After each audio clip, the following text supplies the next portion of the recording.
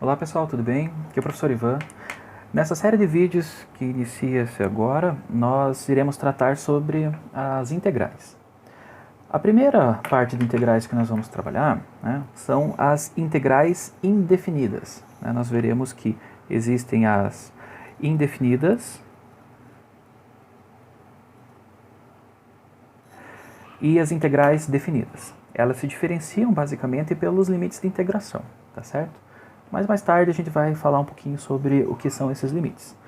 Antes de trabalhar diretamente com as integrais, nós precisamos entender o conceito de função primitiva. Função primitiva. Nos vídeos anteriores, nós falamos bastante sobre as derivadas. Então nós tínhamos, por exemplo, uma função f de x, Aí essa função, ela era derivada, a gente fazia a derivada dela, deixa eu colocar aqui 1d de x, Fazia a derivada dela em relação a x, dessa função aqui, e nós obtínhamos a função f de x. Então essa função é a derivada dessa. Tá? No caso de uma integral, o que a gente vai fazer? A gente vai fazer o processo inverso. Nós vamos sair da função f, vamos aplicar o procedimento de integração. Vamos integrar aqui em relação a x, a função. E aí nós chegamos na função f maiúsculo, o fzão aqui. Tá? Nós dizemos que essa função é a primitiva dessa função f assim, aqui. Então, esta função é a derivada dessa, enquanto esta é a primitiva dessa daqui. Tá? A integral é como se fosse uma antiderivada. Ela é o processo inverso da derivação. Tá? A gente pode fazer uma analogia em relação à dificuldade, eu sempre costumo falar isso, que se numa derivada você está descendo uma montanha, a integral você está subindo. Ela é um pouquinho mais complicada de ser resolvida. Mas se a gente fizer passo a passo, vocês vão ver que esse negócio ele acaba sendo bem tranquilo. Tá? Vamos ver algum exemplo de função primitiva? Olha, nós temos lá nosso primeiro exemplo, a função f aqui de x igual a x ao cubo sobre 3. Essa função ela é uma primitiva da função f de x igual a x ao quadrado. Por quê? Eu disse para vocês agora há pouco que a função f ela é primitiva da função f, porque a gente obtém ela, obtemos a função f integrando essa daqui. Tá? Mas se eu tenho essa função e eu estou supondo que ela é primitiva da função f pequena aqui, tá? Eu posso pegar essa função e fazer a derivada dela. E se eu encontrar essa função aqui, significa que a função f é a primitiva dessa. Tá? Vamos fazer aqui? Vamos lá. F' de x. Vamos derivar a função f grandão ali. Bom, nós temos uma constante 1/3, nós repetimos ela, de acordo com a regra de derivação de uma função vezes uma constante, repete a constante e deriva o x ao cubo. Aqui a gente pode usar a regra conhecida como a regra do tombo, ou regra da potência. A gente desce o expoente, ele cai ali, 3x elevado a 3 menos 1, que é 2. Aí a gente consegue cancelar aqui o 3 com o 3, e nós obtemos f' de x igual a x ao quadrado. Tá? Então isso daqui é igual à nossa função f. Portanto, essa função aqui é sim a primitiva.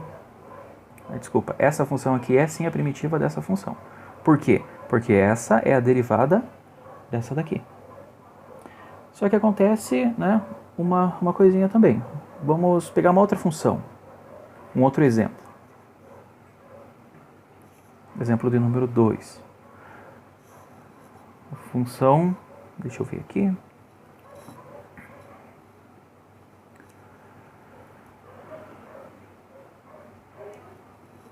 X ao cubo sobre 3 mais 4. Função g. Esqueci de colocar aqui o nome da função, tá? Olha, uma função g de x, gzão de x, ela é igual a x ao cubo sobre 3 mais 4. Se eu fizer a derivada dessa função, o que vai acontecer? A derivada da constante a gente sabe que é 0, E aqui nós temos a derivada de x ao cubo sobre 3, que é a mesma função f aqui, né? Então isso daqui a gente sabe que dá x ao quadrado. Isso aqui também é igual ao nosso fzinho lá de cima, né? Se eu pegar um outro exemplo ainda, exemplo de número 3 aqui, uma função h, né, de x, que vai ser igual a 1/3 x ao cubo mais 3. É uma função diferente da função f, que também é diferente da função g, né? Bom, se a gente rearranjar essa função, nós vemos que ela, fazendo a distributiva aqui, nós ficamos com x ao cubo sobre 3 mais 1, né? Novamente, ela é x ao cubo sobre 3 mais uma constante, né? Portanto, a derivada dela vai dar a mesma coisa das outras duas. Vai dar x ao quadrado, né? A derivada da constante é 0. A derivada de x ao cubo sobre 3 a gente fez aqui em cima. Ó, deu x ao quadrado, que é igual à função f minúsculo, né? Então, tanto a função f, quanto a função g, quanto a função h, né? As três são primitivas da função f. Essa função fzinha aqui, tá? Então, o que isso quer dizer, né? Peraí, mas antes tinha só uma derivada, né? Como que pode três funções distintas, né, terem a mesma derivada? Isso é possível, sim, tá?